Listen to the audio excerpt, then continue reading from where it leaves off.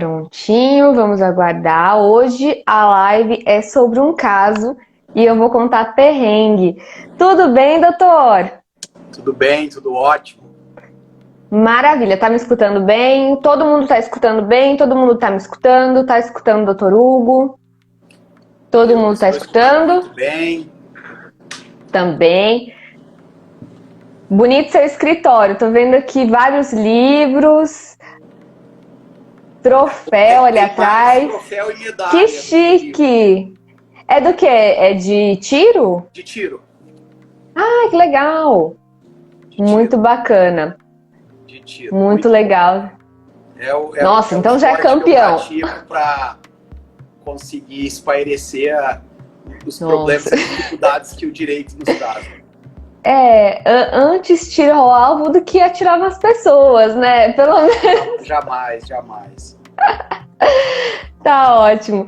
Doutor, vou apresentar o doutor para todos. O doutor Hugo, ele me contratou uma vez para fazer um parecer técnico e o caso dele é um caso bem complicado, bem emblemático, que eu até estava conversando com ele sobre isso e realmente foi aquele caso que dá voltas, assim, é bem complexo. Então ele vai contar da parte processual, que é muito interessante para que os advogados conheçam essa possibilidade, e também o que ele achou bacana da assistência, como que foi no fato, a assistência não, foi um parecer.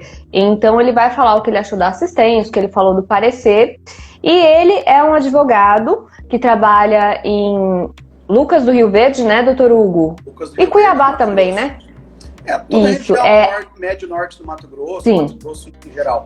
Mas nós estamos com o direito agrário, né? Rio Verde, no médio norte. Lucas do Rio, certo. É de direito agrário, civil, né, doutor? Nós advogamos aqui basicamente no parte direito civil, né? Os nossos contratos da área do agrário. Temos alguns clientes que têm loteamento também, mas basicamente a parte imobiliária, muita coisa nesse sentido. Bacana. E direito agrário também é muita coisa, são terras, né, são ações muito grandes. E a maioria das perícias que eu participei, com alto que eu tive nos meus processos, geralmente foram de ações demarcatórias, ações processuais, perícias geralmente direcionadas à localização de imóveis, de visa, data de posse, como que aconteceu, né? A grande maioria dos nossos processos, as perícias que acontecem são esse tipo de perícia. São as mais comuns em caso agrário, né? Demarcação, território. Ó, o João Reis aqui, grande doutor Hugo, Deus te abençoe, amigo. Aí, os amigos também entrando. Então, eu vou apresentar o doutor Hugo. O doutor Hugo, ele é advogado. E eu sou Jaqueline Tirotti, sou perita. Atuei em conjunto com o doutor Hugo, nesse caso que a gente vai contar. E foi isso, foi sucesso, né, Hugo? Foi maravilhoso, graças a Deus, fiquei super feliz de saber o desfecho. E eu vou começar contando um perrengue que nem o doutor Hugo sabia. Nem o doutor Hugo sabia o que eu tinha passado. O que aconteceu? Dr. Hugo, ele veio de Lucas do Rio Verde até Brasília para fazer esse parecer técnico, né, Dr. Hugo? Foi bem complexo, depois ele vai contar como que aconteceu isso, mas ele veio até aqui e eu atendi, primeiro a gente teve atendimento via telefone, depois quando ele veio trazendo o contrato, o documento, né, um documento mega valioso, e aí eu periciei o documento, tudo certinho. Aí o Dr. Hugo veio num dia e foi embora no outro. E aí o que aconteceu? Eu salvei todas as imagens num HD. E aí tudo certo, sempre salvava as imagens no HD, tudo certinho, né? Até que eu tô mexendo no notebook com o HD, puxei o notebook e o HD caiu no chão. E eu com prazo para entregar esse parecer técnico pro Dr. Hugo. Eu tinha prazo. E aí esse HD quebra. Quando eu fui ver, eu tive que ir numa loja aqui, a gente tem a Rua da Informática. Eu fui na Rua da Informática, batendo em loja, eu falei, tô com HD, queria que resolvesse. Não, aqui a gente não resolve, tem que ir na outra loja. Na outra loja, não, aqui a gente não resolve, é naquela outra. Aí, até que eu achei a loja certa para resolver esse negócio de HD. Aí fui lá, o cara que me atendeu falou o seguinte, olha, eu vou ver se dá para recuperar esse arquivo. Gente, a gente passou a tarde inteira fazendo foto desse documento, a tarde inteira. E o Dr. Hugo já tinha voltado para Lucas do Rio Verde. Eu falei, meu Deus do céu, se eu perco essas imagens, esse advogado vai pedir indenização para mim. Eu tô lascada. Aí eu falei lá na loja, falei, ó, eu preciso recuperar esse HD, pelo amor de Deus. Aí ele falou, olha, eu vou ver se tem essa possibilidade. Eu falei, tá, tudo bem. Eu não saio daqui da loja enquanto você não me disser que dá certo, que vai recuperar esses arquivos. Eu preciso, pasta tal, falei direitinho, né, a pasta que realmente eu não tinha como perder. E aí demorou umas 2, 3 horas, ele falou, ó, vou conseguir recuperar, mas como demora um pouquinho essa extração, eu peço para que você vá embora, né, vá para sua casa, porque eu já tava lá, já tava sentada ali na sala de espera, tipo, pelo amor de Deus, resolve isso. E aí, às 10 horas, ele conseguiu me enviar todos os arquivos, e aí depois, no dia seguinte, eu consegui, já tava trabalhando no laudo, eu consegui, acho que entregar o laudo, mas eu sei que tava no prazo, assim, tinha que entregar esse laudo, e, aliás, esse parecer, e eu com esse problema nas imagens, mas graças a Deus deu tudo certo, consegui entregar o parecer dentro do prazo, né, doutor? E foi sucesso, mas passamos por perrengue. Tô sabendo aqui agora, apesar de que não teria nenhum problema, até porque o documento, eu estava de posse do documento, podia refazer as imagens, não teria problema nenhum. Ia atrasar ali 2, 3 dias, gastar um avião a mais, mas não teria problema. Nossa, mas ó, gente, tome cuidado, porque, olha, quando eu faço perícia em documento, que eu vou fazer que eu vou fazer na mesa, em algum local, eu tiro tudo quanto é copo do lado, porque eu sou muito estabanada. Então, para eu derrubar um negócio, é 2 segundos. Então, documento, tudo fica longe. Quando eu vou trabalhar, a única coisa assim, quando eu tô trabalhando no computador, tal, não tem problema ter copo de água, refrigerante do lado. Agora, quando eu tô com um documento, é sagrado. Eu tiro tudo, porque do jeito que eu sou estabanada, é perigoso demais. Mas então, doutor, me conta, como é que foi que você me encontrou? Como que foi que você me procurou? Quero saber aí do seu lado, já que eu contei o meu perrengue, agora me conte o seu. Como é que foi? O meu caso foi um caso atípico, aprendi muita coisa com isso. Trouxe alguns ensinamentos que em casos eventualmente que venha acontecer semelhante, eu vou estar mais tranquilo, tá? O que aconteceu? Meu cliente fez uma negociação de um loteamento e ele assinou um documento que ele tinha um crédito para receber. Me procurou para que eu ajuizasse a ação competente. Eu analisei o documento, identifiquei que era o título executivo, tá? Apesar de ser um documento muito simples, em uma página. Ele constava com as testemunhas, 2 testemunhas, constava inclusive o reconhecimento de firma por verdadeiro do devedor. Sim. Nós notificamos o devedor antes de ajuizar a execução, era uma execução relativamente valor alto. Meu cliente não dispunha de muito dinheiro, até porque as custas aqui no Mato Grosso é 2% do valor da causa. Então, dependendo do valor da causa, aqui o teto era, à época, R$54 mil de custas. Então, nós tentamos com a notificação. E nós recebemos uma contra-notificação com a alegação que o documento era falso.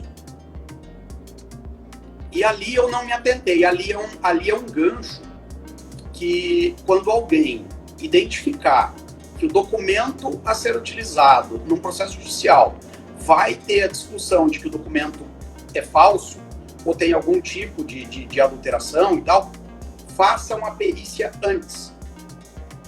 Faça uma perícia privada antes desse documento, arquive esse documento da forma original, que lá no final as pessoas vão entender. É uma dica ótima. Tá? É uma dica ótima. Então, sim, eu até não me atentei. Os advogados. Eu não me importei. Eu peguei, na época, esse processo foi ajuizado, se não me engano, em 2015 ou 2016. E essa ação era processo físico. Nós ajuizamos a ação de execução. Eu juntei o documento e E nesse mesmo tempo foi ajuizada uma ação contrária, uma declaratória de inexigibilidade de documento. Se não me engano, inexigibilidade. E foi também manejado os embargos. As duas alegando que o documento era falso, com base em que ele tinha sido firmado em Albis, assinado em branco. Né? O termo técnico seria assinado em branco. Eu não me importei, porque o cartório que reconheceu a firma no documento é um cartório muito sério, um cartório aqui de Dom Verde, um cartório muito sério, não desconheço qualquer tipo de problema, que alguém até sequer arguiu alguma questão com relação ao cartório. Então, talvez por isso eu não me preocupei em fazer uma perícia. Tá? Eu estava muito tranquilo que o documento era verdadeiro, original, reconhecido firma, tudo correto. O que aconteceu? Quando nós ajuizamos a ação, vieram esses documentos. Quando você alega a falsificação de um documento, necessariamente o juiz marca uma perícia. Né? Sim. Ele não vai pegar ali o magistrado com base em inicial, contestação, embargos, o que for, e analisar e dizer se o documento é verdadeiro ou não. Ele vai mandar para o perito. Sim, exatamente. Necessariamente. Tá? Foi o que aconteceu. E nomeou-se um perito judicial. Nomeado o perito, nós temos o prazo para apresentar quesitos e também para indicar o assistente técnico. Eu procurei um assistente técnico, tá? Procurei informações e contratei um assistente técnico em Cuiabá para acompanhar isso aí. E aí foi marcada a perícia. E quando veio para iniciar a perícia, eu senti que alguma coisa estava errada. Tá? O perito me pediu que teria que ser feito como é que eu posso dizer? Um exame complementar. Mas ele veio pedir para mim. Eu já tenho um tempo de advocacia, né? Eu hoje estou com 18 anos de advocacia. Eu, à época, tinha 15, 16, então não é pouco tempo. E eu senti que aquilo não estava legal. Mas, tô pensando besteira. Vamos embora. Vamos para frente. Falei para ele assim, informa nos autos que precisa de um exame complementar, vou passar para o meu cliente, se for o caso, nós vamos fazer o pagamento. Ok, acabou ali a conversa.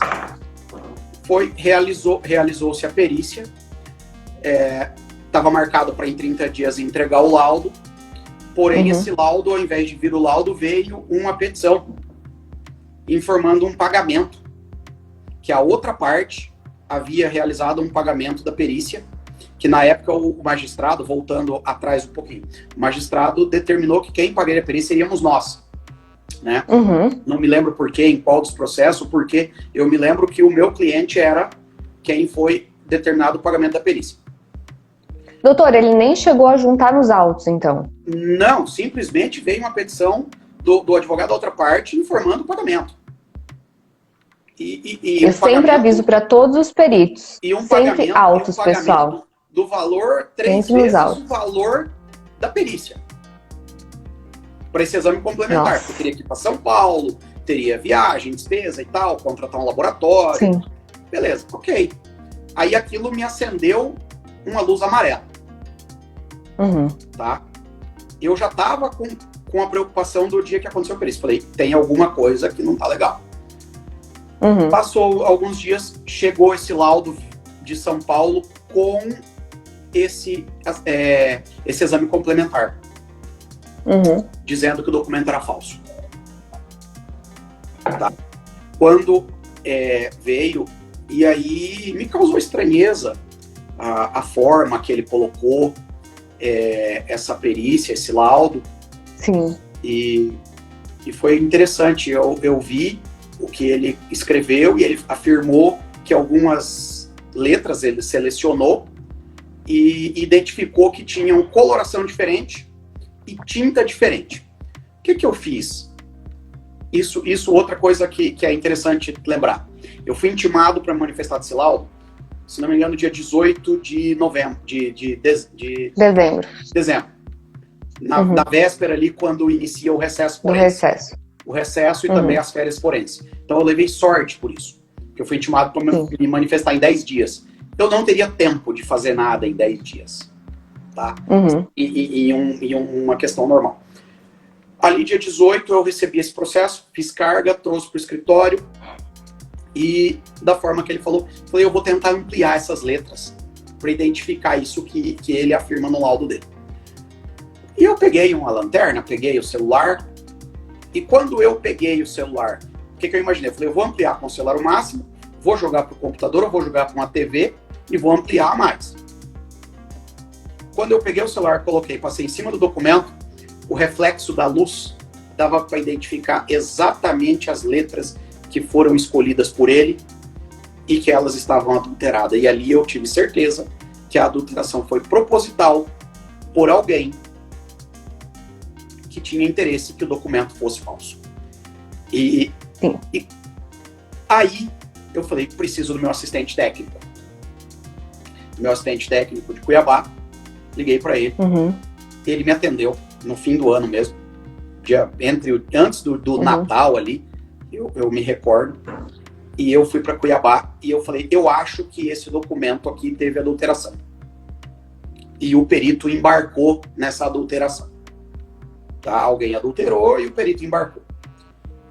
Ele fez uma análise muito superficial no documento e ele fez uma defesa muito veemente pro perito do juiz. Ele não demonstrou assim que ele acreditou no que eu falei e ele nem demonstrou vontade de provar se eu estava certo ou estava errado. E eu senti e falei, tem mais coisa errada nisso aí. Ali aí fica complicado. Peguei meu documento, levei embora, não deixei com ele. Foi quando eu procurei uma perícia de fora, do estado do Mato Grosso. Foi quando eu fui pesquisar e encontrei o nome do escritório de vocês, Tirot, o de São Paulo, e consegui referências excelentes, tá? Que tinha condições de me atender, condições de responder o que eu queria. E aí eu procurei, primeiramente por São Paulo, e me indicaram que tinha uma base em Brasília, que teria plenas condições de equipamento e pessoal e tal, que foi a doutora que daí me atendeu em Brasília e eu levei para fazer isso aí. Basicamente, o que aconteceu foi isso aí. Né? Sim. Eu vou até complementar, que eu vou falar o que aconteceu. Pessoal, o que tinha no documento? Não tinha alteração, porque quando a gente vê aliás, tinha alteração, mas não tinha nenhuma alteração que prejudicasse a interpretação daquele documento. Então, a alteração, ela era uma alteração precisamente, era tinta de caneta colocada nas letras, em determinadas letras. E aí foi interpretado pelo perito judicial como sendo uma segunda impressão. Então, eu analisei o documento e o que eu verifiquei? Tudo correto no documento. Impressão toda certinha, alinhada, tudo certo, tudo feito na mesma máquina, então era tudo jato de tinta, tudo, a impressão era inteira convergente no documento inteiro. A laser. Era laser, a impressão, toda certinha, tudo certo, mesma impressão, não tinha nada errado ali. O texto todo coeso, tudo certinho, não tinha nada ali que não estivesse batendo com o texto. Que mais que tinha? Tudo certo, alinhamento, tudo correto, não tinha indício. Exatamente. Coerência do texto, tudo certinho, todo a laser, tudo certo. Aí, o que aconteceu? Uma pessoa que a gente não tem como determinar quem foi, mas uma pessoa posteriormente colocou exatamente em algumas letras uma tinta preta, de caneta preta, normal, mas era uma tinta pastosa, diferente da tinta jato de tinta, que é líquida. Então era uma tinta pastosa que foi passada em determinadas letras. E por que eu falo que foi proposital? Porque é impossível uma pessoa passar por exemplo, em hastes, em letras, com aquela precisão. Então a pessoa tem que estar tem que ser muito fina para você exatamente, uma caneta fina. Dentro de uma letra, exatamente. em tese ali um 12, 11 a 12, eu não lembro, não sei qual era a fonte, eu não me recordo. Tinha o número, né? Era a fonte 12. Então é muito era uma fonte pequena. Tem que ser uma caneta de alta precisão. Não só a caneta, mas a pessoa tem que ter um punho ali de alta precisão. Então eu vi que essa tinta era uma tinta pastosa. Outra coisa que eu vi foi a sulcagem de caneta, porque tinha sulcagem. Então eu verifiquei que ali tinha sido feito com uma caneta Bic, uma caneta esferográfica. Então eu vi ali que tinha esse lançamento feito a caneta, e o perito judicial ele interpretou aqueles lançamentos à caneta, ele interpretou como sendo jato de tinta, já que a impressão era laser. Só que o que aconteceu? Como que uma alteração iria só alterar determinadas letras, né? Ele já foi em determinadas letras para fazer o exame dele. Então, ali estava bem proposital mesmo. Não é um caso que houve um equívoco, que o perito poderia ter uma explicação para se equivocar. Ali, ou ele nunca fez um curso de documentoscopia, ou então ele não sabia o que ele estava falando, porque o que ele falou ali não tinha nada a ver, era uma aberração. Então, eu fiz o meu parecer técnico, verifiquei todo o documento. Nossa, a gente ficou a tarde inteira. Eu fiz análise de todas as letras com o microscópio, fiz com o microscópio Zarbeco, fiz com todos os filtros. Então, assim, foram horas analisando aquele documento. Depois o doutor foi embora, mas eu continuei compilando todas as imagens para o meu parecer. E aí depois eu enviei o parecer, né, doutor? Depois tem uma pergunta aqui da Valdineia. Nesse caso, o que acontece com o perito? Nós vamos responder ela ao final. A gente vai contar no final. Espera até o final. Nós vamos E aí, doutor? E aí eu enviei o parecer técnico. E como é que foi? A doutora me encaminhou o parecer técnico, fiz a juntada dos autos. Eu tinha um problema processual ali, que eu tinha um grande receio, porque o meu assistente técnico, que estava nomeado nos autos, ele me fez um parecer também para eu fazer a impugnação do laudo do perito. Porém, o parecer dele endossava o que constava na perícia. Então ele não me servia, tá? E ele não me servia por 2 motivos. Primeiro, porque não era o que eu queria. Segundo, que eu tinha ciência de aquilo estava errado, tá? Então nem sempre o parecer do perito do juízo me agrada. Porém, do perito judicial me agrada. Porém, se ele está correto, ele está correto. Nós temos que aceitar. Exatamente. Então nem sempre nós saímos vitoriosos nas demandas, né? Porque se não dependesse de uma perícia, é porque qualquer um consegue saber a resposta. Então nós não sabíamos. Apesar de eu ter uma confiança muito grande no documento, pelo cartório, que reconheceu firma e tal. Como eu disse lá no início, esse documento, a primeira tese de defesa foi que ele tinha sido assinado em branco e depois teria um do texto, tá? E isso acho que pela retidão do cartório e pela confiança que eu tinha, que eu passei isso pro perito do juízo, mudaram a tese e mudaram a adição, que daí fizeram isso que aconteceu, tá? Sim. Eu juntei o seu parecer e eu juntei o seu parecer e eu não fiz a juntada do parecer do assistente técnico. Então eu troquei, em tese eu troquei o assistente técnico no meio do caminho sem eu ter prazo processual para fazer isso, tá? Eu não tinha mais prazo. E aceitaram? Aceitaram? Não é que aceitaram. O que aconteceu? Eu fiz a juntada, só que quando eu fiz a juntada do seu parecer, eu noticiei um crime. Então eu não estava ali mais falando só da perícia. Eu noticiei um crime. Eu noticiei um crime que o perito do juízo cometeu crime. Ele necessariamente teria que saber que aquele documento foi adulterado para parecer falso, é o que consta do seu parecer, tá? Ele tem que dizer o porquê que houve aquela alteração. Então, uma alteração daquela... O parecer dele, ele falou, o documento teve alteração e tal, alguém fez, não sei quem foi e tal. Porém, como a doutora pode afirmar, não alterou o texto, não alterou o conteúdo. O fato daquelas letras terem mudado a cor, da forma que fizeram, foi feito de propósito para tentar fazer que o documento fosse falso. Sim. Esse era o objetivo. Exatamente. Então ele, se ele não participou de um crime, ele foi conivente, tá? Então eu noticiei, eu pedi para oficiar a corregedoria, eu pedi para oficiar o Ministério Público, eu pedi para oficiar todos os órgãos competentes. E nesse meio tempo foi marcada uma audiência, tá? Foi marcada uma audiência, porque nós tínhamos um embargo e nós tínhamos uma ação anulatória. Com essa ação anulatória, no dia da audiência, eu fiz a acusação ali na mesa da audiência, eu aproveitei o momento, né? Falei, olha, aqui no final disso aqui, o documento pode até ser falso, mas daqui 1 ano ou 2 alguém vai ser preso.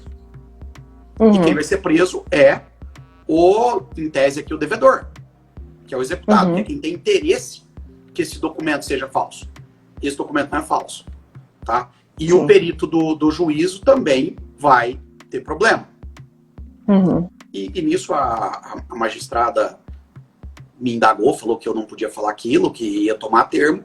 Foi quando eu falei, não, eu acho que a doutora não precisa tomar termo, até porque está tudo escrito. Eu já fiz a impetição e está assinado. E aí ela foi se atentar pela gravidade dos fatos, pela gravidade das acusações. Você falou ali da chamada que é de uma ação milionária. Realmente, nós estávamos falando de 4 milhões de reais, mais ou menos, à época. Era até mais. O valor do capital era 3 milhões de reais. O valor naquela época dava mais de 4 milhões. Né? Eram vários lotes, né?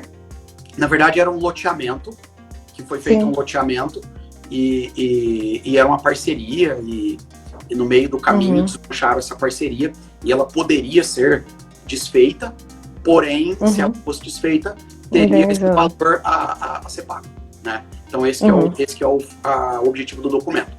Então, e a parceria foi desfeita no meio do caminho e esse valor foi executado.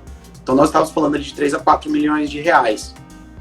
E o executado com uma perícia nos autos, declarando que o documento era falso. Então, em tese, ele não deve nada. Ele concordou naquele ato para o magistrado, não, eu vou fazer o pagamento. Tá? E aí, ali, aquele dia, nós fizemos um acordo em audiência. Ele reconheceu e ele fez o pagamento, transferiu alguns imóveis, na época, em torno de 3 milhões e meio a 3.600, pagou honorário, pagou tudo. Deu em torno de 4 milhões de reais o nosso acordo, apesar de que, como foram transferidos imóveis, fez algumas ali, eu não sei exatamente te dizer o número que ficou nos autos, constante dos autos, né? E até a magistrada ficou sem entender como podia uma pessoa com uma perícia judicial falando que era falso, favorável, concordar em fazer um pagamento de quase 4 milhões de reais. Por que será, né? Porque era uma pessoa idônea, tá? Era uma pessoa idônea.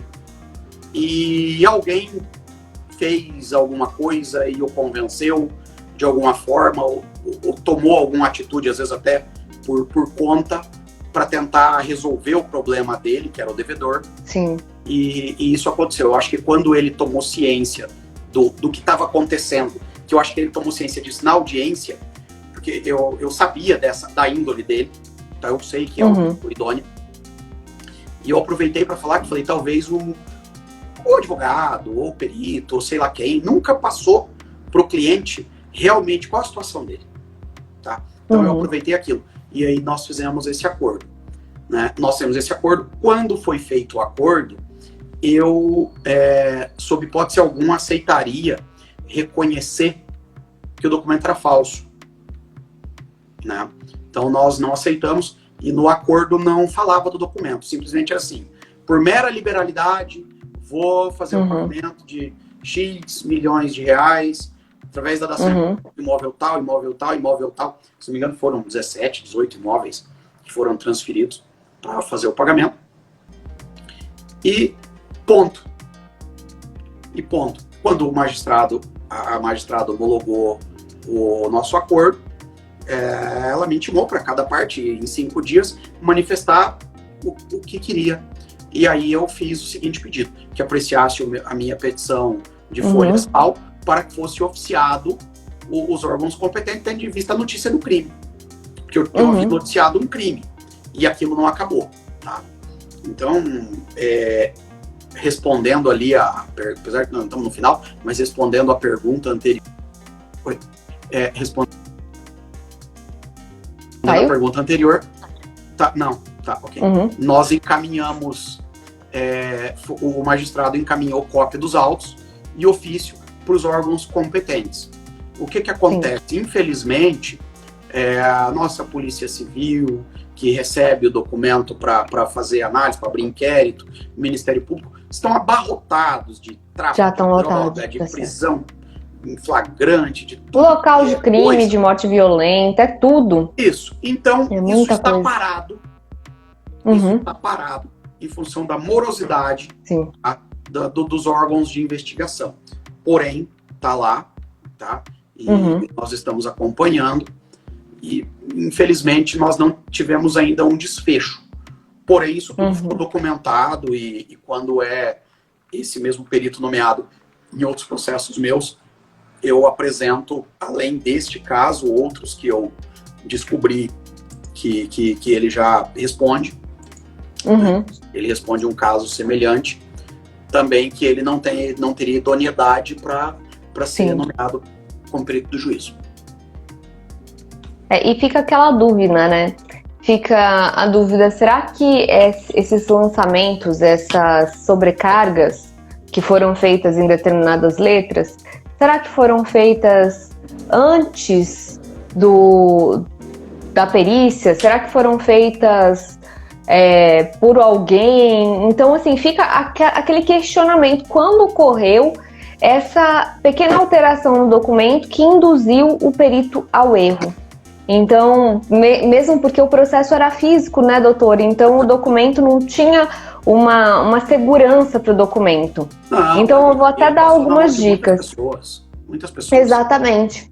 Eu vou dar uma dica que eu já dei em algumas assistências técnicas que eu fiz de alto vulto. Então, quando tem documentos de alto vulto, o risco é grande.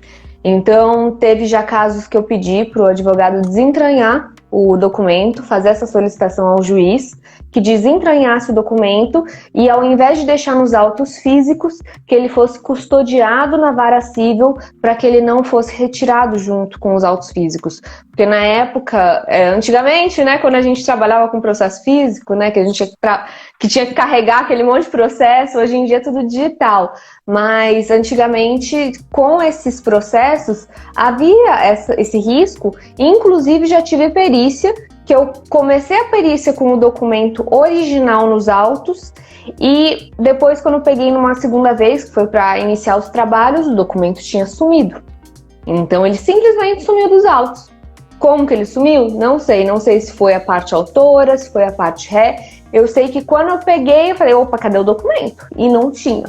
E justamente por poderem retirar, a gente não sabe quem foi que retirou esse documento dos autos. Já sumiu o documento, já vi um caso de sumir documento.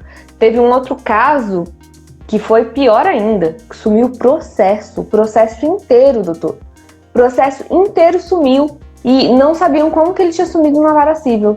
Sumiu o processo, aí depois eu tive que fazer a perícia nos autos reconstituídos. Teve uma reconstituição dos autos e aí eu fui nomeada depois dessa reconstituição para fazer a perícia. Então, para quem não está afim, para quem não quer a perícia, eles vão arrumar um jeito de tentar burlar essa segurança. Então é bom que as partes sempre tenham muito cuidado com a custódia desse documento.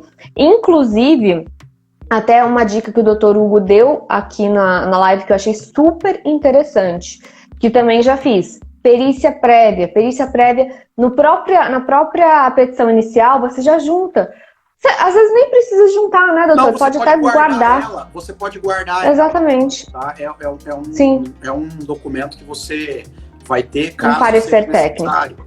Você não precisa, tipo assim, fazer uma acusação, se você fizer alguma coisa já tá aqui, não. Você se resguarda, né? Esse caso nosso, quando eu devolvi o processo nos autos com o seu laudo, eu fiz uma petição, despachei com a magistrada e ela deferiu e esse documento foi arquivado na vara e inclusive a autorização de retirada dele era só com despacho da magistrada. Nem o perito tinha acesso, tá? Teve o despacho, nem o perito tinha acesso ao documento sem o despacho da magistrada. Porque eu falei, olha, isso aqui pode dar cadeia, pode o perito perder o credenciamento dele certamente no judiciário, ele pode perder, às vezes até deixar de ser eu não sei a profissão exatamente dele lá, qual era, que é o perito, tá? Desculpa, não sei. É um agente honorífico. É um agente honorífico, que ele é nomeado. Isso, ele poderia perder isso aí tudo, e às vezes isso é o dinheiro da vida dele. Tá? Então eu despachei com a magistrada e falei, excelência, eu preciso que esse documento só saia daqui com autorização da doutora, sob pena de, eventualmente, ou ele sumir, porque imagina só, se ele pega fogo ou ele rasga, acabou. Tudo que eu falei eu não provo mais, né? É um papel, é uma folha de papel, nesse caso. Some rapidinho, uma folha. Então já vi isso no processo, imagina uma folha. Ele foi custodiado e ninguém nunca mais pegou ele, tá? Esse documento está ainda sob guarda da Sexta Vara, se não me engano, de Sexta Vara Lucas do Rio Verde, que só vai sair dali agora quando eventualmente ou o delegado de polícia, ou a Politec, ou alguém solicitar ele para fazer a análise das denúncias que nós fizemos, né? Mas sempre contrate um perito para fazer a perícia antes de juntar um documento, principalmente se for de valor alto. E se você eventualmente tiver a mínima dúvida que isso aí pode acabar em uma discussão de falsidade, falsificação, adulteração, qualquer coisa do documento. Sim. Na parte criminal, a gente tem a cadeia de custódia. Isso está muito trabalhado, né? Justamente porque o perito pegava uma coisa no local de crime, retirava do local de crime e já deixava custodiado. Então tinha toda essa preservação da prova. Agora, na civil, a gente tem esse problema. Não tem tanta proteção. Então, assim, eu sempre falei para os meus clientes nas assistências técnicas, muito cuidado, porque o documento some. E some mesmo. Então, assim, é muito importante essa preservação. Fazer um parecer prévio. A boa-fé das partes e a boa-fé dos advogados, tá? Sim. Que a gente trabalha com isso, é o princípio de tudo, é a boa-fé. Então, a gente trabalha em cima disso e, eventualmente, tem essas surpresas. Esse caso ali, eu fiquei muito preocupado quando eu recebi aquele laudo, se eu ia conseguir fazer prova de que o documento sofreu alteração no decorrer do processo, que foi o que aconteceu. Exatamente. Falou, eu não consigo provar se foi em que momento, antes da perícia, durante a perícia, no momento quem fez. Às vezes isso pode ter ido na hora de uma manifestação, tira, leva, faz a adulteração e encaminha para a perícia. Exatamente. E aí a perícia é induzida a erro. Porém, nesse caso nosso, como era grosseiro, desculpa a sinceridade do que foi feito, era meio grosseiro, que eu consegui identificar o que aconteceu com um iPhone. Lógico que eu não conseguiria jamais fazer nem perto do que foi feito, que a doutora fez, né? Não tinha os equipamentos. Mas já dava para ver que tinha um brilho dentro das letras, e só daquelas letras escolhidas pelo perito, que aquilo tinha sido adulterado de propósito. E aí Pessoal, o brilho... E não tem como o perito do juízo não ter participado disso aí. Na pior das Exatamente. hipóteses, ele foi conivente. Por isso das Exatamente. acusações.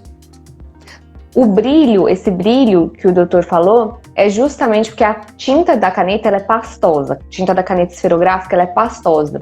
Então, ela faz um brilho, uma camada brilhante. Então, quando passa, ainda mais a tinta preta, se vocês forem fazer esse teste, peguem uma caneta de tinta preta, joga uma luz, assim, você vai ver que vai ter um brilho meio que uma cor avermelhada, né? Acastanhada. Avermelhada, azulada.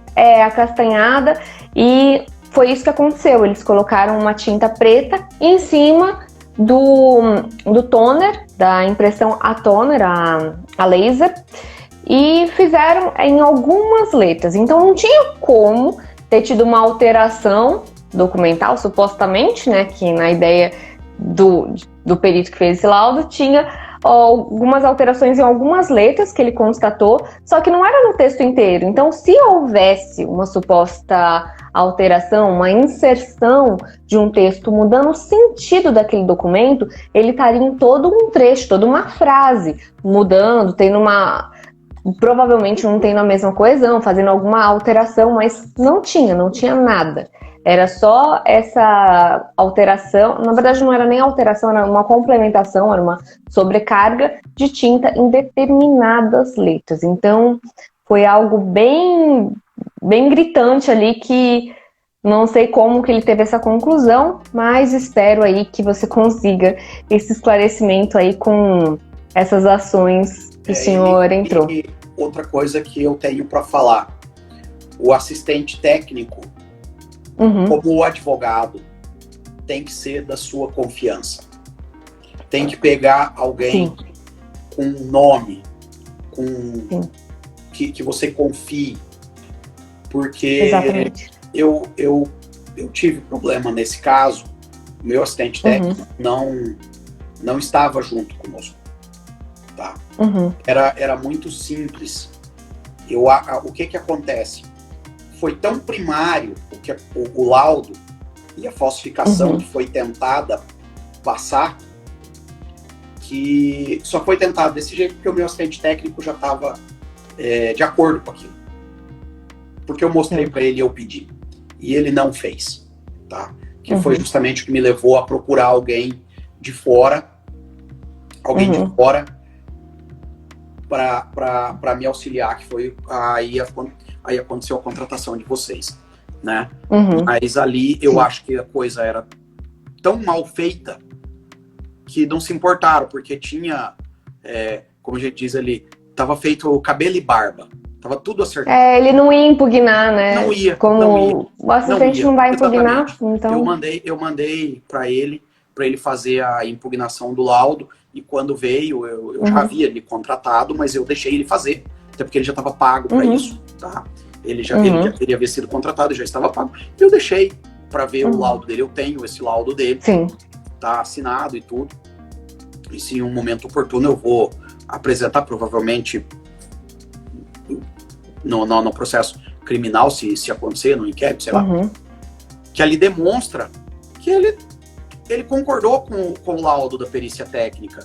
E ele, como um perito também, como uma pessoa capacitada, jamais poderia ter concordado com aquilo. Tipo assim, perdeu a ação. Aquilo estava errado. Infelizmente, o laudo tá certo, tá aí, foi feito lá no laboratório, não sei das plantas de São Paulo, então não tem como discutir, sendo que dava para ver quase que a olho nu, né? Lógico que não tinha como fazer a impugnação sem ter os equipamentos, ter o conhecimento técnico, mas dava para ver, né? Tanto que eu tinha dava para ver que era só em algumas letras, não tinha, não era em todo o texto. Da fraude ali. Eu fiquei muito chateado na época, apesar de que o final depois foi muito bom, muito tranquilo, resolveu tudo que eu queria, deu certo. Talvez deu certo até mais rápido do que se a ação fosse até o final, julgar a sentença, recurso, trânsito. Pelo menos mais vale um bom acordo, né, do que uma boa briga. Não, sempre. E tem mais um detalhe.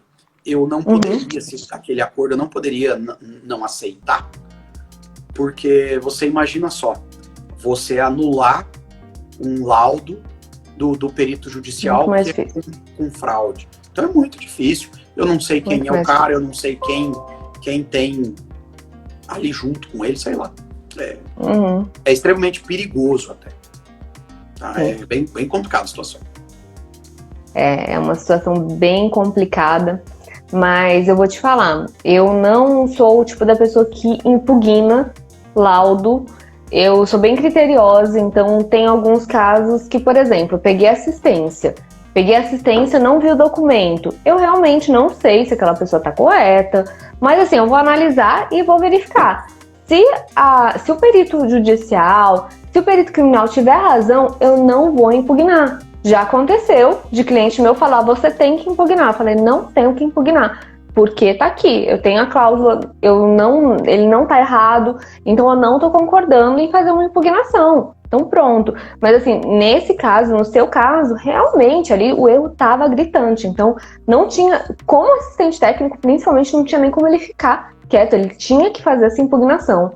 Então, realmente, assim, eu coloquei. E o meu parecer foi bem rico, porque tinha tudo ali, tinha tudo para defender a autenticidade, tinha tudo certinho no documento, então não tinha ali o que se falar. Tinha pontos, realmente. Né? Sim. Muitos pontos. O texto, sim, a coerência, a história, tudo. O motivo, alinhamento, o valor, tudo. Justificava o valor pelo tamanho do negócio. Feito um negócio de 15, 20 milhões, justificava-se o porquê de 3. O momento, quando que pagaria, quando que não pagaria. Tinha todo um contexto histórico, o porquê daquilo ali, né? Apesar de ser um documento muito simples, mas não importa, o Código de Processo Civil fala. Documento particular assinado por 2 testemunhas de título executivo. Ele não fala que tem que ser num papel timbrado, que tem que ser num papel lindo, que tem que ser feito no escritório de advocacia de rico, não tem, né?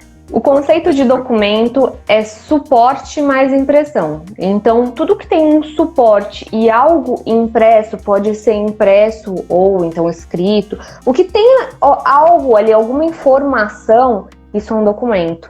Então, se eu pegar, a gente escreve os termos num papel, num guardanapo, eu assinei, o senhor assinou, a gente tem um documento. Já executei. Então, precisa ter. Já executei contrato desse tipo aí, que a gente, nós brincamos até no dia, parecia um papel de pão, que era uma capa, era uma capa de um bloco de pedido. Aquele papel azul inteiro. E meus clientes fizeram lá em 2 um documento de um valor também relativamente alto. Em 2, é tanto, pagamento ano que vem, no outro. Não se acertaram, fiz a execução. Então é muito tranquilo isso aí. É muito tranquilo. Mas não impugnaram esse daí? Não teve. Zero pagamento. Não teve. Então. Não teve. Às vezes mais vale. Esse era todo à mão. Esse é mais difícil. Ixi, aí não tinha nem como impugnar. Aí ia pegar muita informação. Esse era todo à mão. Mas esse nós temos alguns pontos. Documento que tem a suspeita de que vai ser levado para perícia, faça uma perícia antes. De valor alto, principalmente. Faço a perícia antes. Eu levei sorte nesse aí. Eu levei sorte que foi mal feito o trambique lá, desculpa o termo tudo, mas o trambique foi mal feito. Então nós levamos sorte, meu cliente principalmente, né? Levei sorte de ter encontrado vocês e contratado quem pôde me atender de forma célere. Eu levei sorte disso ter acontecido, da minha intimação, no dia 18 de dezembro, que aí eu tive mais de um mês do recesso. Pôde vir para Brasília. Porque em 10 dias, talvez, eu não teria conseguido. Né? Disponibilidade, eu demorei, na verdade, 2, 3 dias para fazer carga do processo e identificar que tinha isso aí. Tá? Isso é porque eu ainda fiz a carga rápida, então em 10 dias não teria. Então aconteceram muitas coisas boas, né? Então, eu acredito em Deus e acho que Deus ajuda a gente. Sim, mas eu também tenho que elogiar, porque foi um excelente trabalho e o senhor conseguiu detectar. Mesmo não sendo perito, o senhor verificou que ali tinha alguma coisa errada e conseguiu reverter, conseguiu trazer para o escritório. Sim. Mas são sinais, como eu te falei. Eu tive um sentimento no dia da perícia Depois eu tive um outro sentimento quando eu vi um pagamento que não era obrigação daquela parte pagar, era um valor relativamente alto. E eu tinha uma confiança muito grande no documento por causa da origem dele ter sido feito no cartório aqui da nossa cidade. Quando eu pego um documento feito em algumas outras cidades, em algumas localidades aqui do nosso estado, eu pego e eu já falo, isso aqui é falso. Eu sei que é falso. Ninguém sai de Lucas do Rio Verde para ir reconhecer firma lá, não sei aonde, sendo que os dois moram aqui, tá? Nossa, tá cheio. Isso, então é muito isso simples, tem muito. Tá? Hoje os selos são eletrônicos. 2004 para cá tem o selo. E antes de ter o selo, só tinha um carimbo. Antes de ter o selo, só tinha um carimbo. Tá? Então você pega um documento lá, quando eu comecei a advogar, em 2003, não existia nem o selo. O selo veio em 2004 aqui para nós, para o nosso estado. Era aquele carimbo preenchido à mão ainda. Aquele carimbo preenchido à mão. Então eu escolho quando eu quero reconhecer firma. Eu reconheço firma de Pedro Álvares Cabral. Por verdadeiro. Tá? Exatamente. Então, como que a gente tinha a suspeita antes? Da localidade, de quem reconheceu a firma. Sim.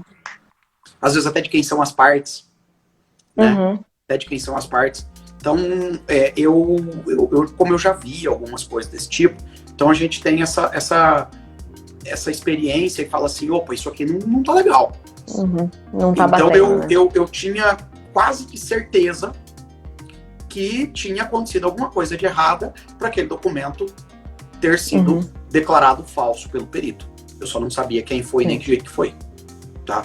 E apesar de que nós não sabemos ainda quem foi e nem exatamente em que momento foi. Né? Mas vai descobrir, tomara. Porém, que alguém fez ali para tentar provar que o documento era falso, foi feito. E aquilo, a vantagem é que aquilo necessariamente beneficiaria o devedor. E como eu falei antes, que é uma pessoa de boa índole, e não tem nenhum processo praticamente. Não tem nada. Tá? Ele não ia ficar tocando uma ação que ele corria o risco de sofrer uma ação penal, uma criminal e tal. Não que ele escapou disso aí, mas diminui a velocidade. Se você tem isso em juízo, né, o juiz ali, para ele julgar o processo, ele ia necessariamente se obrigar a apreciar o meu pedido de falsidade. Então ia ter que acontecer uma outra perícia antes dele julgar a ação. E aí aquilo ia acelerar muito o negócio, né? Então, para o magistrado, para o perito, para todo mundo foi muito bom fazer aquele acordo. Né? Então, isso foi bem interessante, mas eu levei sorte e um pouquinho da experiência que a gente tem de alguns casos que me levou à conclusão de que aquilo ali tinha alguma coisa errada e precisava de ajuda de um especialista. Mas fico muito feliz de você compartilhar a sua experiência, o que você aprendeu nesse caso e também pelo sucesso, porque é muito triste quando você vê, já aconteceu comigo, de eu fazer um parecer, eu acreditei no parecer e realmente eu estava certa e mesmo assim, às vezes o juiz não aprecia. E não é tudo certinho, nem tudo a gente consegue provar, nem tudo dá certo. Então, realmente, a gente tem aquela parte da técnica, a parte de fazer uma boa petição, de fazer um bom parecer, mas tem também a parte do outro, do juiz aceitar, de ter do juiz ter aquele entendimento também, porque tem alguns juízes que não, que confiam plenamente no perito do juízo. E aí, você pode levar o parecer que for, eles às vezes não levam em consideração. Então, mas graças a Deus que deu tudo certinho aí no seu caso. Eu tenho, assim, para mim, que o perito do juízo, para o juiz dar contra, ele tá cortando da própria carne. Muito difícil. Exatamente. Tá? É muito difícil. Eu vi ali, imagina só, você, magistrado, nomeia o perito, que ele é de sua confiança, senão você não nomearia, e veio uma petição, como veio a minha, falando que o perito do juízo havia cometido crime. Tá? Então aquilo foi muito difícil, foi muito pesado para a magistrada a minha petição com o seu parecer. Foi muito pesado. Porque nós fizemos foi feito um documento conclusivo de que o perito sabia que aquilo foi adulterado de propósito para tentar provar que o documento era falso. Tá? Era conclusivo, não era, o documento foi adulterado. Não, o perito tem obrigação de saber que o documento foi adulterado. Exatamente. Então eu acusei formalmente o perito do juízo. Então eu percebi, eu senti que a magistrada na hora que ele tomou um choque, não gostou de forma alguma. Ela queria que eu retirasse minha petição. Deu para perceber, não que ela não falou isso, entendeu? Mas que eu voltasse atrás, tá? E eu não voltei atrás nem mesmo com acordo. Foi muito grave o que aconteceu. E eu, como um operador do direito, eu quero que esse tipo de profissional saia do mercado. Eu quero que esse tipo de perito seja extirpado, não tenha. Tá? Nós já temos aí um judiciário que eventualmente comete falhas e que a gente ouve todo tipo de história, de corrupção. Aí você imagina, tem no judiciário, aí o perito, tal, então você não tem segurança jurídica. Nós precisamos de segurança jurídica.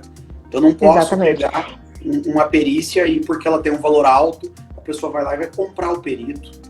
Foi o que aconteceu. Em linhas diretas foi o que aconteceu. Sim, exatamente. E tem gente que perde tudo tentando provar. Então, às vezes as partes têm como custear uma prova.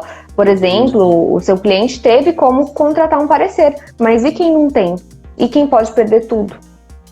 Essas pessoas que muitas vezes são lesadas e podem perder tudo. Perdem a honra. Às vezes tem desdobramentos muito piores. Então, realmente, esse tipo de trabalho, que é a perícia judicial, ele tem que ser muito sério, porque você pode levar pessoas a serem totalmente prejudicadas. Tem essa parte, nós estamos falando da área civil, isso nós estamos falando de finanças. Isso, em tese, é só dinheiro, tá? Em tese é só dinheiro. No caso desse meu cliente, era grande parte do patrimônio dele, tá? Então isso faria uma grande diferença para ele. Uma grande diferença. Para outra parte, não. Mas não importa. Se é certo ou errado, eu não admito. Se eu tô certo, só tem que ser justo, eu perdi né? 50 reais. Que 50 reais não vai mudar nada na minha vida, graças a Deus. Mas se eu tô certo, eu não vou, entendeu? Exatamente. Então, no caso ali, a gente vê o final que jamais uma pessoa faria um acordo para pagar quase 4 milhões de reais se o documento fosse falso de fato. Então, exatamente. É ilógico, né? É ilógico. Ele sabia o documento que ele tinha, ele sabia o que aconteceu, ele sabia, provavelmente ele sabe como tudo isso que nós temos dúvida, e tudo isso como aconteceu. Quem fez, como é que foi feito, quem contratou, quem pagou e quanto foi. Tá? Porque isso não sai da cabeça de alguém, eu vou fazer isso, pronto. Não vejo. Não vejo, né? Não vejo. E isso acontece. Na área agrária, aí a gente tem muita coisa igual nós falamos lá, as perícias de imóveis hoje nós estamos com uma tecnologia muito boa, que as imagens de satélite resolvem quase que tudo, né? Porque eu tenho foto. Agrimensor, né? Então ficou muito bom. Eu já fiz resposta e manifestação aqui em ações possessórias eu mesmo. Pegar no Google e pegar as imagens ali, coloca a data. Quando muito eu contratar um engenheiro para ele fazer um laudo declarando que aquela imagem é daquela data. Né? Eu preciso a prova da abertura de uma estrada, a prova da abertura de uma área. Né? Foi aberto, por exemplo, nós estamos aí com o Código Ambiental, principalmente o Código Florestal, parte do meio ambiente, áreas abertas antes de 2008. Então, hoje é normal. Vou comprar uma fazenda, vou vender uma fazenda, vou fazer isso aqui. Vai lá no Google, puxa a imagem de 2008 e vê se estava aberto, estava fechado. Né? Não adianta eu juntar isso aí para o juiz? Já quase que adianta, dá para falar para o juiz, ir lá ele mesmo consultar no Google. Mas ele não tem a obrigação de consultar fora dos autos. Então a gente contrata o engenheiro para ele laudar, no dia tal de 2008 essa área estava aberta, conforme a imagem de satélite Landsat no dia tal. Então isso facilitou muito a nossa vida, né? Coisa que nós não tínhamos há, sei lá, 10, 15 anos atrás. Aí. Então, exatamente. Mas as perícias têm de todas as formas. Nem imagino quanto tipo de perícia que tenha. A perícia ela vem para suprir uma dúvida, para esclarecer uma dúvida do juízo. Então, pode ser obra de arte, pode ser coisas que a gente nem tem assim na cabeça, mas vai ter um profissional que vai sanar essa dúvida para o juiz, mas qualquer dúvida. A gente não tem um limite, né? Por exemplo, às vezes falam, mas perícia em pedagogia. Pode ter, por quê? Porque às vezes a criança está sofrendo bullying na escola e precisa saber a conduta dos professores, o que foi feito. Então, assim, tem todos os tipos de medicamentos. Então, cada dúvida vai ter ali a sua perícia condizente. Mas foi muito bom escutar o senhor, doutor. Adorei todo o relato. E que a gente consiga aí, com esses ensinamentos, engrandecer quem esteja assistindo essa live, tá bom? Foi um prazer recebê-lo aqui. E já estamos finalizando a live. Muito obrigada a você que assistiu. E se você gostou de alguma coisa, dá um print aqui, me marca, marca o Dr. Hugo, aqui no _Hugo. E conta aí, o que foi que você gostou dessa live? Qual foi a sacada? O que você teve de novo aí? Tá bom, doutor? Inclusive, esse processo não é segredo de justiça. Então, se alguém tiver alguma dúvida, pode entrar em contato com a doutora, ou às vezes até mesmo comigo. Eu passo sem problema nenhum, tanto o parecer técnico que nós impugnamos do perito, quanto o parecer do nosso, porque é muito instrutivo, né? Inclusive, eu encaminhei isso tudo pro cartório aqui da nossa comarca, e até brinquei com ele, falei, olha, graças à confiança que eu tenho em você, que eu acreditei e fui atrás, sabia que não era daquele jeito, né? E ele elogiou muito o seu trabalho, tá? Que bom, muito obrigada. Elogiou muito. O Paulo Felipeto, tá? Paulo Felipeto, sim, ele ouvi. Então ele elogiou, ele falou, cara, que legal, que bom, vocês confiaram nos nossos documentos, e que a gente confia de fato, né? E aquilo desmontou completamente toda a teoria ali, tanto que deu o acordo, a gente ter uma decisão, né? Sim. Sei lá, fez um acordo reconhecendo um pagamento de um documento declarado. Não existe isso aí. Né? Por que será, né? Por que será? Olha, eles podem ter comprado tudo, mas eles não compraram a sua honra. E você fez um belíssimo trabalho, doutor. Então, eu acho que foi isso. Eu fiquei muito, muito grato mesmo com o resultado final, porque eu fiquei muito preocupado. Isso teve de fato essa questão de honra, essa questão de moral, de índole. Tinha até ali um pouquinho de conflito de interesse, às vezes, com um grande cliente que eu tenho, com esse que era o devedor. Eu sofri algumas pressões, então eu tinha uma necessidade de fazer um trabalho, às vezes até melhor do que eu faço naturalmente. Apesar de que tudo que eu pego para fazer, para resolver, para ganhar, a gente leva ao máximo de seriedade. Mas o que aconteceu no meio do caminho desse processo nos fez focar um pouquinho mais e às vezes não foi o caso, não precisei, mas era um caso de que quando foi para ali contratar, falei, olha, se tiver despesa, que for o caso, eu vou tocar isso aí até do meu bolso, que eu tinha plena convicção de que nós estávamos certos. Né? E estava mesmo. Tenho que te agradecer. Tenho que te agradecer. Eu que agradeço, doutor. Pelo trabalho excepcional, feito em janeiro ali, nas férias praticamente, né? Entre o dia 5 Eu não tiro férias. Não, tira férias, tem que tirar férias. Não, só de vez em quando. Esse trabalho nosso é muito estressante. Tem que tirar aí 3, 4 férias por ano só. Quem me dera, doutor, quem me dera. Tira alguns dias aí, pra relaxar um pouquinho. Nós não conseguimos tirar, eu particularmente nunca consigo tirar férias longas nem nada. Também não. mais 4, 5 dias aí. De vez em quando. E dar uma escapada. Também, Tá bom. Também. Muito obrigado pela oportunidade. Eu que agradeço. Pelo convite, tá? Estamos sempre à disposição. doutor. Até mais. Também, doutor. Até mais. E gratidão a todos. Finalizando a live, vai pro YouTube, tá bom? Aí vocês assistam no YouTube. Acho que eu vou colocar algumas imagens também no YouTube, lógico que sempre preservando as partes, mas só algumas imagens aí para poder demonstrar. E minha editora já coloca, fica show, doutor. Tá bom, então? Valeu a todos, até mais. Tchau, tchau. Obrigado, tchau, tchau.